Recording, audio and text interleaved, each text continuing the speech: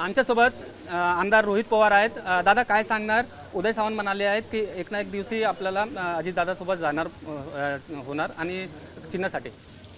नाही, मला कळलं नाही। एक ना एक दिवस अजितदादासोबत जाणार कोण जाणार? राष्ट्रवादी शरद पवार। असं कोण म्हणलं? मला उदय सामंत साहेबांना एवढंच सांगायचं आहे, आम्हाला एक गोष्ट मात्र कळाली, एकनाथ शिंदे साहेब दिल्लीला सारखं सारखं का जातात त्याचं मुख्य कारण आहे की तुमचं जे चिन्ह आहे धनुष्यबाण हे तुमच्याकडे राहणारच नाही आहे आणि दादांकडे घड्याळ राहणार नाही। त्यामुळे तुमच्या दोन्ही पक्षाकडे दोन पर्याय असणार आहेत। एक पर्याय भाजपमध्ये विलीन करून घ्यायचं आणि दुसरा पर्याय तुमच्या जागेंवर मध्ये अजितदादांचे 42 आणि एकनाथ शिंदे साहेबांच्या 50-55 90 जागेवर रिइलेक्शन तिथं होणार। ही गोष्ट मात्र तिकडे होणार आहे। त्यामुळे आमची काळजी करू नका, तुम्ही तुमची काळजी करा आणि त्यासाठीच कदाचित एकनाथ शिंदे साहेब कधी गुजरातला आणि कधी दिल्लीला जाताना आपण सर्वजण बघू शकतो। दादा, भंडारा गोंदिया जिल्ह्याचे शेतकऱ्यांचे आतापर्यंत सुकारे नाही मिळाले, काय सांगणार? फार मोठी अडचण आहे। शेतकऱ्याचा हक्काचा पैसा अजूनपर्यंत शेतकऱ्याला मिळालेला नाही। धानाची रक्कम बोनस हे सुद्धा शेतकऱ्याला मिळालेलं नाही। त्याच्याचबरोबर अवकाळी पावसामुळे शेतकऱ्याचं जे नुकसान झालं ते नुकसान अजून शेतकऱ्याला मिळालेलं नाही।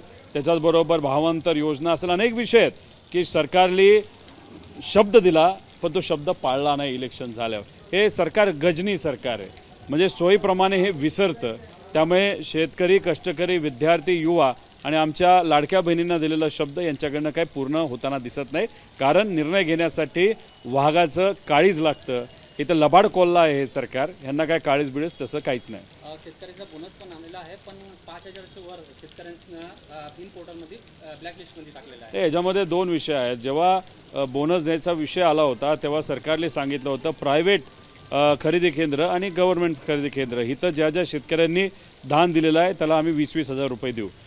निर्णय झाला पण तरी पैसा आला नव्हता। आता ठराविक लोकांना मिळाला, पण आता सरकार म्हणतंय की सरकारी धान खरेदी केंद्रावर ज्यांनी तिथं धान दिलंय त्याच लोकांना आम्ही तिथं मदत करणार। म्हणजे फसवं सरकार आहे, दिलेला शब्द या सरकारकडनं पूर्ण होत नाही। आपण म्हणाले भाषणावर की हे मोर्चा धडक मोर्चा होता, आता नंतरचा मोर्चा राहणार चाबूक मोर्चा। चाबूक आणावंच लागेल। हे सरकार जागा नाही झालं आणि झोपायचं सोंग जर घेत असेल तर मग चाबूकचा वापर तर करावा लागेल। त्यामुळे शेतकऱ्याला विनंती करते की हे सरकार आपला विचार करणार नाही, पण कृपा करून कुणी आत्महत्या करत असेल तर तुम्ही आत्महत्या करू नका।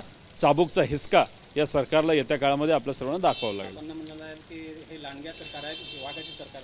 आता धाडस, निर्णय घेण्यासाठी धाडस लागतं, जिगर लागतं आणि या सरकारकडे जिगर नाही। इलेक्शनच्या काळामध्ये बरेच शब्द दिले, त्यातलं एक सुद्धा पूर्ण केलेला नाही।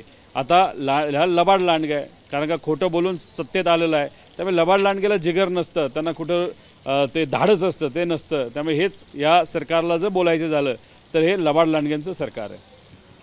साईद पठाण, TV9 मराठी, भंडारा।